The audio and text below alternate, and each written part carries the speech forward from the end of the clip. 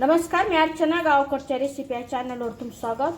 आज मी तुम्हाला शेवग्या शेंगाची छान अशी रस्सा भाजी दाखवणार आहे. तर इथं गरम पाणी करत ठेवलेलं आहे. तर जेवढा मला रस्सा बनवायचा आहे त्याहून थोडंसं जास्त पाणी घेतलेलं आहे. शेवग्या शेंगा अशा कट करून जेवढी निघेल तेवढी असे साल काढून शिरा काढून घेतलेला आहे. त्यामध्ये शेवग्या शेंगा टाकायच्या. तर अगोदर स्वच्छ धुवून घेतलेले शेवग्या शेंगा, त्यामुळं आता शिजवून घ्यायच्या. थोडंसं वाटण बनवून घ्यायचं. इथं कांदा तेल रंग बदलेपर्यंत भाजून घ्यायचं. कांद्याचा रंग बदलत आलेली इथं 2 चमचे धने घेतलेले आहे, एकत्र भाजून घ्यायचं. सुक्क खोबरं किसून घेतलेलं भाजून घ्यायचं सगळं एकत्र. माझ्याकडं भाजलेलं शेंगदाणा चुकट असतं, त्यामुळं मी यामध्ये शेंगदाणे भाजून नाही घेत.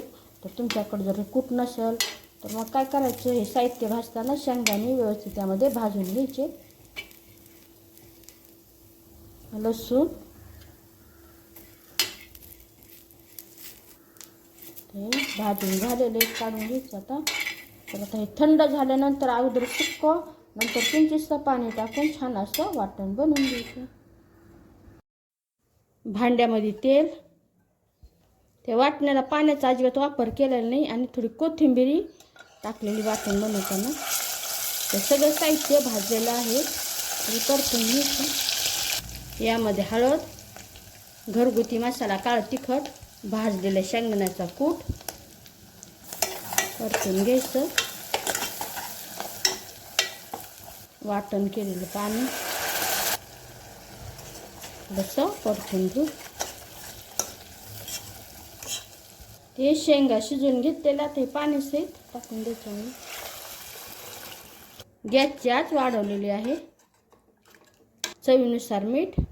उकळी आलेली गॅसच बंद करायची. मंद आचेवर फक्त आता हे 2 मिनटं ठेवू. 2 मिनटं झालेला गॅस बंद. गॅस बंद केल्यानंतर बारीक कट केलेली कोथिंबीर. एकदम छान असा सुगंध येत आहे.